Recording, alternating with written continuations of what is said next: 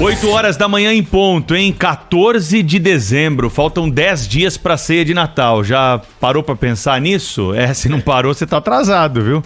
Porque tá chegando aí. Estamos batendo a porta já do Natal. Tem muita notícia importante hoje aqui no Jornal da Bandeirantes. Gente, mês de dezembro, mas tá movimentado. Tem Copa do Mundo, a gente vai falar disso depois, né? Felizmente, não vai ser agora. Então vamos empurrar com a barriga esse assunto aí.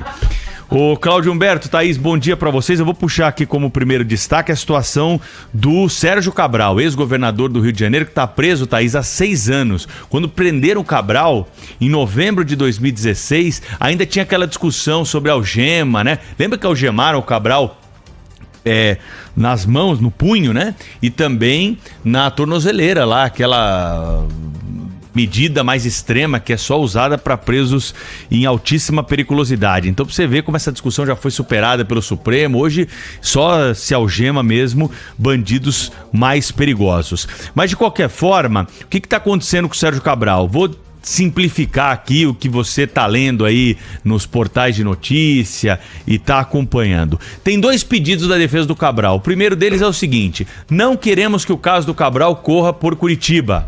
Cabral não pode ser investigado por Curitiba porque ele é do Rio de Janeiro. Ele está respondendo por atos praticados no Rio de Janeiro.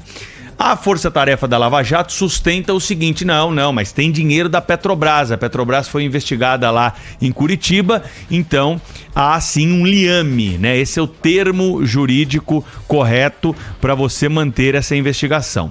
Isso parece que já está superado, porque nós já temos aí maioria de votos, né?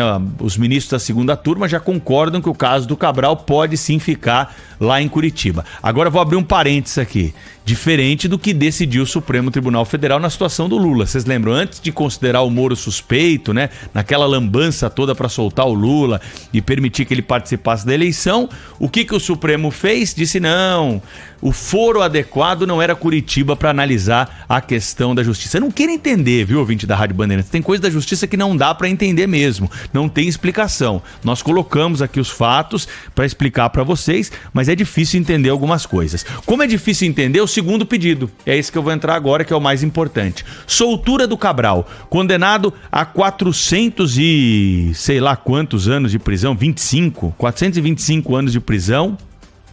São 23 ações penais que foram julgadas nesse tempo todo, mas com decisões recentes aí do Supremo, isso pode acabar modificando algumas dessas decisões e até mesmo anulando outras. O Cabral foi denunciado em 35 processos decorrentes de investigação da Lava Jato. É, sem sombra de dúvida, disparado o político mais condenado de toda a Operação Lava Jato. É considerado por alguns, né, como aquele que ainda sofre as punições da Lava Jato, uma vez que todos os outros envolvidos aí, de alguma forma, já conseguiram algum tipo de benefício. Ele não. Ele continua lá, trancado na cadeia, preso, e agora tem a possibilidade de sair, porque o julgamento, nesse caso da prisão, está 2-2.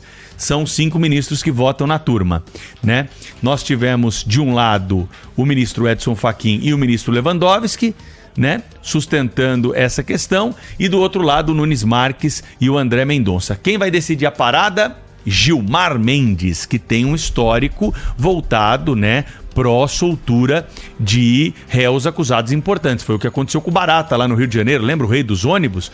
O Gilmar Mendes mandou soltar. É apenas um exemplo aqui que nos vem à mente quando tratamos desse assunto. Então, tem muita coisa que não dá para entender nesse caso, né? Por que o Lula teve as anulações lá da investigação de Curitiba, não podia correr por lá o processo, e o Cabral pode? É uma questão a ser explicada de uma maneira muito mais clara pela justiça. E agora, com tanta condenação, por que ele pode ser colocado em liberdade, né, Thaís? É uma pergunta que fica aí para ser respondida. Falta o voto do ministro Gilmar Mendes, que pode sair a qualquer momento no plenário virtual do Supremo. Thaís, bom dia.